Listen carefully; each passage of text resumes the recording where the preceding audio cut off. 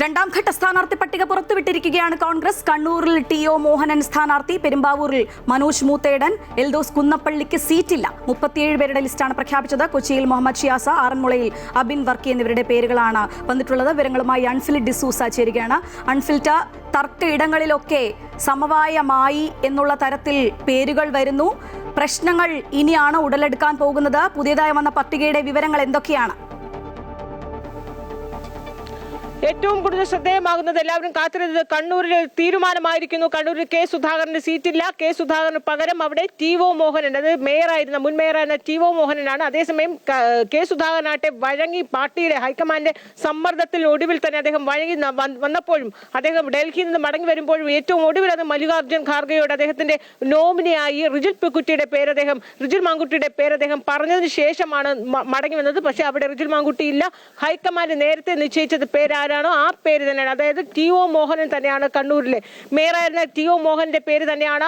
High command എന്താണ് സ്ഥിരീകരിച്ചത് അത് തന്നെയാണ്. അതായത് കെ സുധാകരന് സീറ്റ് ഇല്ലാതെ തന്നെ, പക്ഷെ അത് അദ്ദേഹം നേരത്തെ അറിഞ്ഞിരുന്നു. അദ്ദേഹം തീരുമാനത്തെ അംഗീകരിച്ചുകൊണ്ട് തന്നെയാണ് അദ്ദേഹം നാട്ടിലേക്ക് മടങ്ങിയത്. അദ്ദേഹത്തെ പാർട്ടിക്ക് വഴങ്ങുന്നു, പാർട്ടി വെല്ലുവിളിക്കാൻ താനില്ല എന്നൊക്കെ പറഞ്ഞ് അദ്ദേഹം ഒരു വിമത ശബ്ദം ഉയർത്തുന്നില്ല. അനുനയിച്ച് തന്നെയാണ് കണ്ണൂരിൽ നിന്ന് കെ സുധാകരൻ കണ്ണൂരിലേക്ക് മടങ്ങുന്നത്. ഇവിടെ ഏറ്റവും ശ്രദ്ധേയമാകുന്നത് കോന്നിയിൽ കണ്ണൂരിനൊപ്പം തന്നെ അടൂർ പ്രകാശ് വിമത ശബ്ദം ഉയർത്തിയെന്ന പ്രതിഷേധിച്ചിരുന്ന കോന്നിയിൽ അടൂർ പ്രകാശ് ഇല്ല. സതീഷ് കൊച്ചുപറമ്പിൽ, അതായത് അവിടുത്തെ ഡി.സി.സി അധ്യക്ഷനായ സതീഷ് കൊച്ചുപറമ്പിൽ, ആ പേര് തന്നെയാണ് ആദ്യം മുതലേ ഉണ്ടത് ഹൈക്കമാൻഡ് തീരുമാനിച്ചത്. ആ പട്ടികയിൽ ഒന്നും തന്നെ മാറ്റം വരുത്തിയിട്ടില്ല എന്നാണ്. പെരുമ്പാവൂരിൽ എൽദോസ് കുന്നപ്പള്ളി ഇല്ല എന്നുള്ളതാണ് എടുത്തു പറയേണ്ടത്. പെരുമ്പാവൂർ എൽദോസ് കുന്നപ്പള്ളിക്ക് പകരം മനോജ് മൂത്തേടൻ, നേരത്തെ കേട്ട പേര് തന്നെയാണ് മനോജ് മൂത്തേടൻ. അതായത് എവിടെയൊക്കെയാണോ ഹൈക്കമാൻഡ് പേര് നിശ്ചയിച്ചിരുന്നത് ആ പട്ടികയിൽ ഒന്നും തന്നെ മാറ്റം വരുത്തിയിട്ടില്ല. ഇവിടെ വിമത ശബ്ദങ്ങൾ ഉയർന്നു വരാൻ സാധ്യതയുണ്ടായിരുന്നത് പെരുമ്പാവൂരിലായിരുന്നു, ഒപ്പം തന്നെ കോന്നിയിലൊക്കെ ആയിരുന്നു. അവിടെ ഒന്നും തന്നെ ആറന്മുളയിൽ അബിൻ വർക്കി തന്നെയാണ്. റാന്നിയിൽ പഴകുളം മധു തന്നെയാണ്. നേരത്തെ തീരുമാനിച്ച രമേശ് ചെന്നിത്തല നോമിനിയാണ്. ചെങ്ങന്നൂരിൽ എബിൻ കുര്യാക്കോസ് തന്നെയാണ്. കായംകുളത്ത് എം ലിജു തന്നെയാണ്. അവിടെ ഹരിതാബാബുവാണ്, എം ലിജു തന്നെ ആയിരിക്കുമോ എന്നുള്ള സാധ്യതാ പട്ടികയുണ്ടായിരുന്നു. ഒടുവിൽ ഹരിതാബാബുവിനോട് നേരത്തെ തന്നെ കെ സി വേണുഗോപാൽ വിളിച്ചു പറഞ്ഞിരുന്നു. അങ്ങനെ ഒഴിഞ്ഞു. അവിടെ ഇപ്പോൾ കായംകുളത്ത് എം ലിജു ആണ്. അമ്പലപ്പുഴയിലായിരുന്നു എം ലിജു എന്നൊക്കെ നമുക്കറിയാം. പക്ഷെ അമ്പലപ്പുഴയിൽ സ്വതന്ത്രരായി ജി സുധാകരൻ മത്സരിക്കുന്നതുകൊണ്ട് ആ സീറ്റിൽ നിന്ന് മാറി കായംകുളത്തേക്ക് എം ലിജുവിനെ തീരുമാനിച്ചിരിക്കുന്നു. ആലപ്പുഴയിൽ എ.ഡി. തോമസ് ആണ്. പൂഞ്ഞാറിൽ സെബാസ്റ്റ്യൻ എം.ജെ. പൂഞ്ഞാറിൽ കടുത്ത മത്സരമാണ്. അവിടെ നമുക്കറിയാം പി.സി. ജോർജ് മത്സരിക്കുന്നുണ്ട്. അവിടെ പൂഞ്ഞാറിൽ മത്സരിക്കുന്ന സെബാസ്റ്റ്യൻ. കാഞ്ഞിരപ്പള്ളിയിൽ റോണി കെ ബാബുവിന്റെ പേരാണ്, റോണി കെ ബേബിയാണ്. കാഞ്ഞിരപ്പള്ളിയിൽ ഏറ്റുമാനൂരിൽ നാട്ടകം സുരേഷാണ്. അവിടെ ഏറ്റുമാനൂർ നമുക്കറിയാം മന്ത്രി വി.എൻ. വാസവന്റെ മണ്ഡലമാണ് ഏറ്റുമാനൂർ. കേരള കോൺഗ്രസിൽ നിന്ന് കോൺഗ്രസ് ഏറ്റെടുത്ത മണ്ഡലമാണ്. അവിടെ നാട്ടകം സുരേഷ്, അവിടെ ജോസഫ് വാഴക്കന്റെ പേരായിരുന്നു ഏറ്റവും ഒടുവിൽ. ജോസഫ് വാഴക്കൻ പ്രചാരണം വരെ തുടങ്ങിയതാണ്. ഒടുവിൽ നാട്ടകം സുരേഷിനാണ്. അവിടെ ഈ ഈഴവ കമ്മ്യൂണിറ്റിയൊക്കെ തന്നെ പരിഗണിച്ച് സമുദായ പരിഗണനയൊക്കെ നോക്കിയാണ് അവിടെ ജോസഫ് വാഴക്കനെ മാറ്റിയിട്ട് ഒടുവിൽ നാട്ടകം സുരേഷ് തന്നെ വന്നിരിക്കുന്നത്. പീരുമേട് സിറിയക് തോമസ് ആണ്. ഇടുക്കിയിൽ റോയി കെ പൗലോസ്. ഇടുക്കിയും അതുപോലെ തന്നെ കേരള കോൺഗ്രസ് നിന്ന് ഏറ്റെടുത്ത സീറ്റാണ് കോൺഗ്രസ്. അവിടെ റോയി കെ പൗലോസ് തന്നെ. ഉടുമ്പൻചോലയിലും സേനാപതി വേണു, ഉടുമ്പൻചോലയിലൊക്കെ തന്നെയും നേരത്തെ തീരുമാനിച്ചിരുന്നതാണ്. ഒപ്പം തന്നെ തൃപ്പൂണിത്തുറ ദീപക് ജോയ് ആണ്. തൃപ്പൂണിത്തുറ കെ ബാബു മാറുമ്പോൾ കെ ബാബുവിന്റെ നോമിനിയായ ദീപക് ജോയ് തന്നെയാണ് തൃപ്പൂണിത്തുറയിൽ സ്ഥാനാർത്ഥി എന്ന് എടുത്തു പറയേണ്ടത്. കൊച്ചിയാണ് ഏറ്റവും അധികം മറ്റൊരു തലവേദനയായി. ഏറ്റവും അവസാനം വരെയും അവിടെ ദീപ്തി മേരി വർഗീസും മുഹമ്മദ് ഷിയാസും തമ്മിലുള്ള ഒരു ഏറ്റുമുട്ടൽ അവിടെ ഉണ്ടായിരുന്നു. മുഹമ്മദ് ഷിയാസ് ഡി.സി.സി പ്രസിഡന്റ് ഏറ്റവും ഒടുവിൽ പിന്നെ ഉച്ചയോടുകൂടി തന്നെ നമുക്ക് സ്ഥിരീകരണം വന്നിരുന്നതാണ്. അവിടെ ദീപ്തി മേരി വർഗീസ് ഇല്ല. കൊച്ചിയിൽ മുഹമ്മദ് ഷിയാസ് തന്നെ, ഡി.സി.സി അധ്യക്ഷനായ മുഹമ്മദ് ഷിയാസ് തന്നെയാണ് എന്ന് തീരുമാനിച്ചു. അതുപോലെ തന്നെ വൈപ്പിൻ ടോണി ചെമ്മിനി അതൊക്കെ നേരത്തെ തന്നെ തീരുമാനിച്ചിരുന്നതാണ്. പെരുമ്പാവൂരിൽ മനോജ് മൂത്തേടൻ, അതാണ് ഏറ്റവും, അതായത് എൽദോസ് കുന്നപ്പള്ളിക്ക് ഈ സീറ്റ് മുഴുവൻ പുറത്തു വരുമ്പോൾ നമുക്ക് മനസ്സിലാകുന്നത് തർക്കമുള്ളിടത്തൊന്നും തന്നെ ഒഴിച്ചിട്ടിട്ടില്ല. എല്ലാം പൂർണ്ണമായൊരു പട്ടികയാണ് ഇപ്പോൾ പുറത്തു വന്നിരിക്കുന്നത്. തിരുവനന്തപുരത്ത് നേമത്ത് K Sabarinath, Aruvikkara V S Sivakumar, ഈ സെൻട്രലിന് വേണ്ടി വാശി പിടിച്ചിരുന്ന വി എസ് ശിവകുമാർ അരുവിക്കര അദ്ദേഹം അവിടെ പ്രചാരണമൊക്കെ ആരംഭിച്ചതാണ്. പാറശാലയിൽ നെയ്യാറ്റിൻകര സനലാണ്. മുൻ ഡി.സി.സി അധ്യക്ഷനായ നെയ്യാറ്റിൻകര സനൽ. കാട്ടാക്കട എം.ആർ. ബൈജു ആണ്. അത് നേരത്തെ തന്നെ തീരുമാനിച്ചു. നെയ്യാറ്റിൻകരയിൽ എൻ ശക്തൻ, നിലവിലെ ഡി.സി.സി അധ്യക്ഷനായിരിക്കുന്ന എൻ ശക്തനാണ് നെയ്യാറ്റിൻകരയിൽ. വളരെ ശക്തമായ പോരാട്ടം തന്നെ നടക്കുമെന്ന് പ്രതീക്ഷിക്കുകയാണ്. കഴക്കൂട്ടത്ത് ശരത്ചന്ദ്ര പ്രസാദാണ്. കഴക്കൂട്ടം തന്നെയായിരുന്നു വലിയ രീതിയിൽ ഏറ്റവും ഒടുവിൽ വരെ തർക്കം ഉണ്ടായിരുന്നത്. ഏറ്റവും ഒടുവിൽ അത് ശരത്ചന്ദ്ര തീരുമാനിച്ച പോലെ. വാമനപുരത്ത് സുധീഷ് പാലോടാണ്, അതായത് സുധീർ ഷാ പാലോട്. വാമനപുരത്ത് പാലോട് രവിയുടെ പേരൊക്കെ അവസാന നിമിഷം വരെ ഉണ്ടായിരുന്നതാണ്. ഏറ്റവും ഒടുവിൽ അത് സുധീർ ഷാ പാലോടിന് തന്നെ തീരുമാനിച്ചിരിക്കുന്നത്. നെടുമങ്ങാട് ബീനാങ്കൽ കുമാർ, അത് ആദ്യമേ ആ ലിസ്റ്റിലുണ്ടായിരുന്ന പേര് തന്നെയാണ്. വർക്കല കഹാർ, ഇതൊക്കെ തന്നെ ആദ്യമേ ഉണ്ടായിരുന്നതാണ്. ചടയമംഗലത്ത് എം.എം. നസീറാണ് മത്സരിക്കുന്നത്. ഈ ചടയമംഗലം ഉൾപ്പെടെയുള്ള സീറ്റുകളിലാണ് നാട്ടകം, ഉദുമ, ചടയമംഗലം, ഈ സീറ്റുകളിലൊക്കെ തർക്കം ഉണ്ടായതുകൊണ്ട് ഇത് ഒഴിച്ചിട്ട് സീറ്റ് പട്ടിക വരുമെന്നാണ് പ്രതീക്ഷിച്ചിരുന്നത്. പക്ഷേ ആ സീറ്റ് തർക്കമൊക്കെ മാറ്റി ചടയമംഗലത്ത് MM നസീർ, കാരണം ഇവിടെയൊക്കെ ഉദുമയിലൊക്കെ തന്നെ 4-5 പേരുകളൊക്കെ ഉണ്ടായിരുന്നതാണ്. അപ്പോൾ ഇതൊക്കെ ഒഴിച്ചിടുമെന്നാണ് പട്ടിക ഉണ്ടാകുമെന്നാണ് പ്രതീക്ഷിച്ചിരുന്നത്. പക്ഷേ എല്ലായിടത്തും സ്ഥാനാർത്ഥികളെ പ്രഖ്യാപിച്ചുകൊണ്ടുള്ള ഒരു പൂർണ്ണമായ രണ്ടാം ഘട്ട പട്ടികയാണ് പുറത്തു വന്നിരിക്കുന്നതിൽ ഏറ്റവും ശ്രദ്ധേയമാകുന്നത് ഈ തർക്കമുള്ളിടത്ത് അതോടൊപ്പം തന്നെ പെരുമ്പാവൂരിൽ എൽദോസ് ഇല്ല. അത് നേരത്തെ ആരാണോ തീരുമാനിച്ചിരുന്നത് മനോജ് മൂത്തേടൻ തന്നെയാണ്. ഒപ്പം തന്നെ കോന്നിയിൽ അടൂർ പ്രകാശ് ഇല്ല. അവിടെ നേരത്തെ തീരുമാനിച്ചിരുന്ന DCC അധ്യക്ഷനായ സതീശൻ കൊച്ചുപറമ്പിൽ തന്നെയാണ്. എന്നാൽ കണ്ണൂരിൽ കെ സുധാകരൻ. അങ്ങനെയാണെങ്കിൽ സമ്മർദ്ദങ്ങളൊന്നും വില പോയില്ല. തങ്ങൾ ഉറപ്പിച്ച ആളുകളുടെ പേരുകൾ തന്നെ ഹൈക്കമാൻഡ് പ്രഖ്യാപിക്കുകയാണ്. ഇതിലൂടെ ഹൈക്കമാൻഡ് പറഞ്ഞു വെക്കുന്നത് എന്താണ്? ഹൈക്കമാൻഡ് എന്താണോ നിലപാടെടുത്ത് ആ നിലപാടിൽ നിന്ന് ഒട്ടും പിന്നോട്ട് പോകുന്നില്ല. അതായത് ഈ സമ്മർദ്ദങ്ങൾക്ക് ഏതെങ്കിലും രീതിയിൽ അടിപ്പെടുകയാണെങ്കിൽ അത് മറ്റൊരു സന്ദേശമാകും ഈ തെരഞ്ഞെടുപ്പിൽ ഉണ്ടാവുക. കാരണം തദ്ദേശ തെരഞ്ഞെടുപ്പിൽ ഈ എല്ലാവരും ഈ സമയം മുഴുവനും പറഞ്ഞുകൊണ്ടിരുന്നത്, അതായത് 2-3 ദിവസം മുഴുവനും ഹൈക്കമാൻഡ് അവിടെ ഡൽഹിയിൽ നേതാക്കളൊക്കെ തന്നെയും കേരളത്തിലെ നേതാക്കളൊക്കെ തന്നെയും അവിടെ ക്യാമ്പ് ചെയ്ത് അവിടെ ഈ ചർച്ചകൾ ഈ വെളുക്കുവോളമാണ് ഈ ചർച്ച നടന്നുകൊണ്ടിരുന്നത്. ഇന്നലെ നടന്ന മാരത്തോൺ ചർച്ചകളൊക്കെ പുലർച്ചെ 2:30 വരെ നീണ്ടതാണ്. ഈ ചർച്ചകളൊക്കെ തന്നെ അവർ തീരുമാനിച്ചിരുന്നത് ഈ അനന്തമായി നീണ്ട് തർക്കങ്ങൾക്കൊക്കെ സമ്മർദ്ദങ്ങൾക്ക് വഴങ്ങുകയാണെങ്കിൽ ജയസാധ്യത ഇത്തവണ 2026 UDF-ന് അനുകൂലമാകുമെന്ന് UDF വിലയിരുത്തുന്ന ആ ജയസാധ്യതയാണ് ഇല്ലാതാകുന്നത്. അതുകൊണ്ട് തന്നെ ഇത്തരത്തിലുള്ള സമ്മർദ്ദങ്ങൾക്ക് വഴങ്ങേണ്ടതില്ല. എന്താണോ പാർട്ടി, അത് MP-മാരുടെ കാര്യത്തിലായിരുന്നാലും MP-മാർ ഇത്തവണ മത്സരിക്കേണ്ടതില്ല നിയമസഭാ തെരഞ്ഞെടുപ്പിലൊന്നും വളരെ നേരത്തെ തന്നെ ഹൈക്കമാൻഡ് എടുത്ത നിലപാടാണ്. അതുകൊണ്ട് തന്നെയാണ് മുൾമുനയിൽ നിർത്തിയപ്പോഴും കെ സുധാകരന് വഴങ്ങാൻ ഹൈക്കമാൻഡ് തയ്യാറാകാത്തതും കെ സുധാകരനെ മല്ലികാർജ്ജുൻ ഖാർഗെ ഒപ്പം തന്നെ രാഹുൽ ഗാന്ധിയും ഒക്കെ അനുനയിപ്പിച്ച് കാര്യങ്ങൾ ബോധ്യപ്പെടുത്തുന്നു.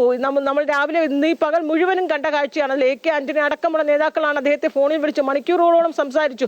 അതിന്റെ ഫലമായി തന്നെയാണ് കെ സുധാകരൻ അവസാനവട്ട ശ്രമവും നടത്തിയതിനു ശേഷം ആ ഒരു തിരിച്ചറിവിൽ നിന്നുകൊണ്ട് തന്നെയാണ് കെ സുധാകരൻ താൻ പാർട്ടിയോട് മത്സരിക്കാനില്ല, പാർട്ടിയോട് താൻ വെല്ലുവിളിക്കില്ല എന്ന് പൂർണ്ണമായ ഉറപ്പ് നൽകി അനുനയ പാതയിലേക്ക് കെ സുധാകരൻ വന്നു. കെ സുധാകരൻ വന്നതോടുകൂടി തന്നെ ഹൈക്കമാൻഡിന് പൂർണ്ണമായൊരു ആത്മവിശ്വാസം വന്നു. ഇനി കെ സുധാകരൻ ഇടഞ്ഞില്ല എങ്കിൽ മറ്റാരും തന്നെ ഇനി ഒരു അപസ്വരമോ അല്ലെങ്കിൽ എതിർസ്വരമോ ഉയർത്തി വരാനുള്ള സാധ്യതയില്ല എന്ന്, അഥവാ എന്തെങ്കിലും രീതിയിലുള്ള എൽദോസ് കുന്നപ്പള്ളി പോലുള്ളവർക്ക് പ്രാദേശിക വികാരം ഉയർത്തുകയാണെങ്കിൽ പോലും അതൊന്നും തന്നെ ഈ തെരഞ്ഞെടുപ്പിൽ വലിയ തിരിച്ചടിയാകുന്ന ഒരു മെസ്സേജ് ഒന്നും നൽകുകയില്ല. അത് കെ സുധാകരൻ ഏതെങ്കിലും രീതിയിൽ അദ്ദേഹം ഇടഞ്ഞു നിൽക്കുകയാണെങ്കിൽ മാത്രമേ അത് കണ്ണൂരിനപ്പുറത്തേക്ക് കേരളം മുഴുവനും വ്യാപിക്കുകയുള്ളൂ എന്ന് ഹൈക്കമാൻഡ് ഉറച്ച ബോധ്യമുണ്ടായിരുന്നു. ഏറ്റവും ഒടുവിൽ സുധാകരനെ പോലും സുധാകരന്റെ സമ്മർദ്ദത്തിന് പോലും വഴങ്ങേണ്ടതില്ല എന്ന് ഹൈക്കമാൻഡ് നിലപാടിൽ ഉറച്ചു നിൽക്കുകയായിരുന്നു. അതുകൊണ്ട് തന്നെയാണ് സുധാകരൻ അത് ബോധ്യപ്പെടുക. അദ്ദേഹം അനുനയത്തിന്റെ പാത സ്വീകരിച്ച് അദ്ദേഹം പാർട്ടിയെ വെല്ലുവിളിക്കില്ല എന്ന് കൃത്യമായ നിലപാട് അവിടെ ഡൽഹിയിൽ മാധ്യമങ്ങളോട് പറഞ്ഞിട്ടാണ് അദ്ദേഹം കണ്ണൂരിലേക്ക് പുറപ്പെടുന്നത്. കണ്ണൂരിൽ വലിയൊരു അനുയായ വൃന്ദം അദ്ദേഹത്തെ വരവേൽക്കാനൊക്കെ കാത്തിരിക്കുകയായിരുന്നു. പക്ഷെ അദ്ദേഹം അനുനയ പാത സ്വീകരിച്ചു. പാർട്ടിക്ക് വഴങ്ങി, പാർട്ടിക്ക് കീഴടങ്ങി വന്ന കെ സുധാകരന് പിന്നാലെ ഇനി ഒരു എതിർസ്വരമായി ഒരിക്കൽ പോലും അടൂർ പ്രകാശ് കോന്നിയിൽ ഉണ്ടാവുകയില്ല. അടൂർ പ്രകാശ് മുന്നോട്ട് വെച്ച് അദ്ദേഹത്തിന്റെ ഏറെക്കുറെ അദ്ദേഹത്തിന്റെ നോമിനി തന്നെ അടുത്ത DCC അധ്യക്ഷൻ അദ്ദേഹം എന്താണോ ആഗ്രഹിച്ചത് അതുപോലെ അവിടെയും കാര്യങ്ങളൊക്കെ പരിഹരിക്കപ്പെടുകയാണ്. എൽദോസ് കുന്നപ്പള്ളി ഇനി പെരുമ്പാവൂരിൽ എന്ത് നിലപാടെടുക്കുമെന്നുള്ളതാണ്. ഏറെക്കുറെ എൽദോസ് DCC അധ്യക്ഷ സ്ഥാനമൊക്കെ ആവശ്യപ്പെട്ട് രംഗത്തുണ്ടെങ്കിൽ അതൊരിക്കലും പാർട്ടി വഴങ്ങില്ല. ഒരുപക്ഷെ അദ്ദേഹത്തിന് അവിടെ നിന്ന് ഒറ്റയ്ക്ക് ഒരു പോരാട്ടം ഒന്നും നിലവിലെ സാഹചര്യത്തിൽ ഉണ്ടാവുകയില്ല. അതോടൊപ്പം തന്നെ കാസർഗോഡ് തൃക്കരിപ്പൂർ സന്ദീപ് വാര്യർ തന്നെയാണ് പട്ടികയുള്ളത്. സന്ദീപ് വാര്യർക്കെതിരെ കാസർഗോഡ് DCC ഘടകമൊക്കെ എതിർസ്വരവുമായി ഉയർത്തിയതെങ്കിലും പിന്നീട് ഇന്ന് പകൽ കാണുന്നത് അവരൊക്കെ തന്നെ അനുനയത്തിന് ഹൈക്കമാൻഡിന്റെ തീരുമാനത്തിനും വഴങ്ങി എന്ന് തന്നെയാണ്. എല്ലായിടത്തും ഹൈക്കമാൻഡിന്റെ തീരുമാനത്തിനും വഴങ്ങിയ ഒരു കാഴ്ച തന്നെ കണ്ടു. ഇപ്പോൾ ജോസഫ് വാഴക്കിന് ഇപ്പോൾ സീറ്റില്ല. അദ്ദേഹം ഏതെങ്കിലും രീതിയിൽ എതിർപ്പും വിയോജിപ്പും ഒക്കെ ഉണ്ടാവുമെങ്കിൽ പോലും അതൊക്കെ പ്രാദേശികമായി സാധാരണ എല്ലാ തിരഞ്ഞെടുപ്പിലും കോൺഗ്രസ് നേരിടുന്ന ഒരു വെല്ലുവിളി എന്നതിനപ്പുറത്തേക്കൊന്നും തന്നെ വലിയൊരു തലവേദനയായിട്ടൊന്നും തന്നെ കോൺഗ്രസിന് മാറുകയില്ല. ഇനി എന്തായാലും ഈ സീറ്റ് ഈ പട്ടിക പ്രഖ്യാപിച്ചതോടുകൂടി ഹൈക്കമാൻഡ് എന്താണ് നേരത്തെ തീരുമാനിച്ചത് ആ പട്ടിക തന്നെയാണ്. അതിനകത്ത് ഒരു വെട്ടിത്തിരുത്തലുകളോ ഉണ്ടായിട്ടില്ല.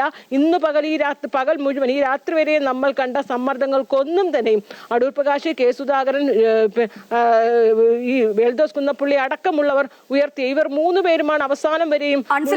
സുധാകരന്റെ പ്രതികരണം മാത്രമാണ് നമ്മൾ കേട്ടത്. അദ്ദേഹം മെരുങ്ങിയിരിക്കുന്നു. പക്ഷേ ഈ ഒരു അന്തിമ പട്ടിക പ്രഖ്യാപിച്ചിട്ടും കോൺഗ്രസിൽ പ്രശ്നങ്ങൾ പൂർണ്ണമായും അവസാനിച്ചു എന്ന ഈ ഒരു ഘട്ടത്തിൽ നമുക്ക് പൂർണ്ണമായും പറയാൻ സാധിക്കുമോ? പൂർണ്ണമായും പ്രശ്നങ്ങൾ അവസാനിച്ചു എന്ന് നമുക്ക് ഒരു ഘട്ടത്തിൽ പോലും പറയാനാവുകയില്ല. കാരണം ഈ സീറ്റ് നിഷേധിക്കപ്പെട്ടവരിൽ ഏറ്റവും എൽദോസ് കുന്നപ്പള്ളിയാണ് നമ്മൾ നോക്കേണ്ടത്. അദ്ദേഹം എന്ത് രീതിയിൽ പ്രതികരിക്കും? അദ്ദേഹത്തിന്റെ പ്രതികരണത്തിന് അപ്പുറത്തേക്ക് വലിയ രീതിയിൽ കോൺഗ്രസിൽ ഒരു ഇളക്കം ഉണ്ടാക്കുന്ന, അല്ലെങ്കിൽ വലിയ രീതിയിൽ ഒരു വിമത സ്വരം ഉണ്ടാക്കി സ്വതന്ത്രനായി മത്സരിക്കാനുള്ള സാധ്യത ഉണ്ടായിരുന്ന, അല്ലെങ്കിൽ അങ്ങനെ ഏതെങ്കിലും സ്വതന്ത്ര നീക്കം, വിമത നീക്കം ഉണ്ടാകുമോ എന്നൊക്കെ ഭയപ്പെട്ടിരുന്ന രണ്ട് നേതാക്കളാണ് കെ സുധാകരനും അടൂർ പ്രകാശും. അതിൽ കെ സുധാകരൻ അനുനയത്തിന് വഴങ്ങി കെ സുധാകരന് സീറ്റ് നിഷേധിക്കുന്നതോട് ഇനി ഒരൊറ്റ എംപിമാർ പോലും ഈ ഒരു ഘട്ടത്തിൽ പ്രതിഷേധവുമായി വരികയില്ല. അപ്പോൾ അവിടെ എംപിമാരിൽ നിന്നുണ്ടാകുന്ന സമ്മർദ്ദങ്ങളൊക്കെ തന്നെ അതിജീവിച്ചിരിക്കുകയാണ് ഹൈക്കമാൻഡ് അല്ലെങ്കിൽ സംസ്ഥാന നേതൃത്വം. ഇനി ഉണ്ടാകുന്നത് സീറ്റുകൾ നിഷേധിക്കപ്പെട്ട സിറ്റിംഗ് MLA-മാരിൽ, അല്ലെങ്കിൽ എൽദോസ് കുന്നപ്പള്ളി, അതല്ലെങ്കിൽ മറ്റു സീറ്റുകൾ പ്രതീക്ഷിച്ചിരുന്ന നേതാക്കന്മാർ, അവരിൽ നിന്ന് ഇപ്പോൾ അലോഷ്യസ് സേവ്യർ KSU സംസ്ഥാന അധ്യക്ഷനായിരുന്നു. സീറ്റ് KSUവിന് ഒരൊറ്റ നേതാവിന് പോലും കൊടുത്തില്ല. വലിയ രീതിയിൽ വൈകാരികമായി പ്രതിഷേധിച്ചു. പിന്നീട് നേതൃത്വം ഇടപെട്ട് അനുനയിപ്പിച്ചതിനെ തുടർന്ന് അലോഷ്യസ് സേവ്യർ ഫേസ്ബുക്കിലൂടെ താൻ പാർട്ടിക്ക് വിധേയനായിരിക്കുമെന്ന് പറയുന്നു. അങ്ങനെ ഏതെങ്കിലും രീതിയിലൊക്കെ ഒരു എതിർ സ്വരങ്ങളോ എതിർ വികാരങ്ങളോ ഒക്കെ ഉണ്ടായാൽ തന്നെയും അത് വലിയ രീതിയിൽ സംസ്ഥാന ഘടകത്തെ മൊത്തത്തിൽ ബാധിക്കുന്ന രീതിയിൽ ഒരു പ്രശ്നമായി ഉണ്ടാകില്ല എന്ന് തന്നെയാണ് നമ്മൾ മനസ്സിലാക്കുന്നത്. കാരണം കെ സുധാകരന് മാത്രം സീറ്റ് കൊടുത്തിരുന്നുവെങ്കിൽ വലിയ രീതിയിലെ വിസ്ഫോടനങ്ങൾ സംസ്ഥാന നാളെ മുതൽ കോൺഗ്രസ് നേരിടേണ്ടി വരുന്നൊരു സാഹചര്യം ഉണ്ടാകുമായിരുന്നു. പക്ഷെ അത് ഉണ്ടാകുന്നില്ല എന്നത് തന്നെയാണ് ഈ മണിക്കൂറിൽ കോൺഗ്രസിന് ലഭിക്കുന്ന ഏറ്റവും വലിയൊരു ആശ്വാസം എന്ന് പറയേണ്ടിയിരിക്കുന്നു. അതിനപ്പുറത്തേക്ക് കെ സുധാകരൻ ഇനി കണ്ണൂരിൽ നാളെ എത്തിക്കഴിഞ്ഞാൽ, കെ സുധാകരൻ ഡൽഹിയിൽ നിന്ന് വിമാനത്താവളത്തിൽ കയറുന്നത് വരെയും അദ്ദേഹം പാർട്ടിക്ക് വിധേയനാണ്. പാർട്ടിക്ക് അപ്പുറത്തേക്ക് മറ്റൊരു നിലപാടുമില്ല എന്ന് പറയുന്നു. പിന്നെ ഇനി കണ്ണൂരിൽ ഇറങ്ങിക്കഴിഞ്ഞാൽ, ഇനി കണ്ണൂർ രാഷ്ട്രീയം എത്തുമ്പോൾ അദ്ദേഹത്തിന് തീരുമാനത്തിൽ ഏതെങ്കിലും രീതിയിലൊരു മാറ്റം ഉണ്ടാകില്ല എന്ന് തന്നെയാണ് നമ്മൾ ഇപ്പോഴും ഉറച്ചു പ്രതീക്ഷിക്കുന്നത്. കാരണം അങ്ങനെ ഉണ്ടാകാനുള്ള സാധ്യതകളൊക്കെ തന്നെ അവിടെയും അടയുകയാണ്. കാരണം പ്രാദേശിക വികാരം എന്ന് പറയുന്നത്, കണ്ണൂർ DCCയിൽ നിന്നൊക്കെ തന്നെ കെ സുധാകരൻ ഇങ്ങനെ മത്സരിക്കുകയാണെങ്കിൽ ഒരു ഉപതെരഞ്ഞെടുപ്പ് നേരിടാൻ തയ്യാറല്ല എന്ന രീതിയിൽ DCC ഒക്കെ മുന്നിട്ട് വന്നിരിക്കുകയാണ്. വലിയൊരു പ്രതിഷേധം കെ സുധാകരന്റെ നിലപാടിനെതിരെയൊക്കെ തന്നെ ഈ 4 ദിവസത്തിനുള്ളിൽ ഉണ്ടായിരിക്കുകയാണ്. കാരണം സ്ഥാനാർത്ഥി പട്ടികയെ പുറത്തുവിടാതിരിക്കാനുള്ള യഥാർത്ഥ കാരണമായി കെ സുധാകരൻ ആയിരുന്നു എന്ന രീതിയിലൊക്കെ വലിയ രീതിയിൽ ചർച്ചകളൊക്കെ കണ്ണൂരിൽ ഉടലെടുക്കുന്ന ഒരു പശ്ചാത്തലം കൂടിയുണ്ട്. അതുകൊണ്ട് തന്നെയും സുധാകരൻ വന്ന് അവിടെ ഏതെങ്കിലും രീതിയിൽ ഇനി തീരുമാനത്തിലോ നിലപാടിലോ മാറ്റം വരുത്തിയാൽ പോലും അദ്ദേഹത്തിന് എത്രത്തോളം അനുയായി വൃന്ദം ഉണ്ടാകും നിലവിലെ രാഷ്ട്രീയ സാഹചര്യത്തിൽ, മാത്രമല്ല ഏറ്റവും നിർണായകമായി കോൺഗ്രസിനെ നേരിടുന്ന ഈ വേളയിലൊക്കെ തന്നെയും എത്രത്തോളം അനുയായികൾ അദ്ദേഹത്തിന് ഉണ്ടാക്കാൻ കഴിയുമെന്നുള്ളൊരു ചോദ്യം തന്നെയാണ് നിലവിൽ നമ്മൾ മനസ്സിലാക്കുന്നത്. കെ സുധാകരന്റെ ഭാഗത്തു നിന്ന് യാതൊരു തരത്തിലുള്ള ഒരു എതിർസ്വരമോ ഇനി ഉണ്ടാകാൻ സാധിക്കില്ല എന്ന് തന്നെയാണ് മനസ്സിലാക്കുന്നത്. അതിനപ്പുറത്തേക്ക് കോൺഗ്രസിൽ നിന്ന് പൊട്ടിത്തെറികളും ഈ സീറ്റ് നിഷേധിച്ചതിനെ തുടർന്നുള്ള സീറ്റ് ലഭിക്കാത്തതിനെ തുടർന്ന് പ്രതീക്ഷിച്ചിരുന്ന പല നേതാക്കന്മാരിൽ നിന്നൊക്കെ ഉണ്ടാകും. ഒരുപക്ഷെ ഇനി കൊച്ചിയിൽ ദീപ്തി മേരി വർഗീസ് അവർ ഇന്ന് ഉച്ചയോടുകൂടി മാധ്യമങ്ങളെ കാണുമ്പോഴും താൻ അവസാനം വരെ പ്രതീക്ഷിക്കുന്നു തന്റെ പേരുണ്ടാകുമെന്ന്. പക്ഷേ ഇല്ലെങ്കിൽ പോലും അവർ പാർട്ടിക്ക് വഴങ്ങി, അല്ലെങ്കിൽ ഒരു എതിർസ്വരം ഒന്നും പ്രത്യക്ഷത്തിൽ ദീപ്തി മേരി വർഗീസിന്റെ ഭാഗത്ത് ഉണ്ടാകില്ല എന്ന് തന്നെയാണ് പറയുന്നത്. ഈ വിമതരൊക്കെ ഉണ്ടായാൽ തന്നെ പ്രത്യക്ഷത്തിൽ വന്നാൽ മാത്രമേ പാർട്ടിക്ക് വലിയ രീതിയിൽ ഒരു എതിർസ്വരം അല്ലെങ്കിൽ തിരിച്ചടി ഉണ്ടാവുകയുള്ളൂ. അതല്ലാതെ പ്രത്യക്ഷത്തിൽ വരാതെയുള്ള നീക്കങ്ങളൊക്കെ തന്നെ അത് എല്ലാ കാലവും തെരഞ്ഞെടുപ്പിലും കോൺഗ്രസ് നേരിട്ടുകൊണ്ടിരിക്കുന്നത് തന്നെയാണ്. പക്ഷെ അതിനപ്പുറത്തേക്ക് ഒരു വലിയൊരു അല്ലെങ്കിൽ വലിയ രീതിയിലൊരു തിരിച്ചടി ഈ തെരഞ്ഞെടുപ്പിൽ ഈ സ്ഥാനാർത്ഥിത്വത്തെ ചൊല്ലി കോൺഗ്രസ് ഈ പ്രചാരണ കാലയളവിൽ നേരിടേണ്ടി വരില്ല എന്ന് തന്നെയാണ് ഈ മണിക്കൂറിൽ നമ്മൾ മനസ്സിലാക്കുന്നത്. ശ്രീജ, ശരി അൻഫിൽട്ട്, എന്തായാലും നാമനിർദ്ദേശ പത്രികാ സമർപ്പണത്തിന് 2 പ്രവൃത്തി ദിനം മാത്രം ശേഷിക്കെ 2ാം ഘട്ട സ്ഥാനാർത്ഥി പട്ടിക മാരത്തോൺ ചർച്ചകൾക്ക് ശേഷം പുറത്തുവിട്ടിരിക്കുകയാണ് കോൺഗ്രസ്. അതിൽ ഏറ്റവും ശ്രദ്ധേയമായിട്ടുള്ളത് കണ്ണൂരിൽ TO മോഹനാണ് സ്ഥാനാർത്ഥി എന്നുള്ളതാണ്. വിവരങ്ങളുമായി പങ്കുചേരുകയായിരുന്നു അൻഫിൽ ഡിസൂസ.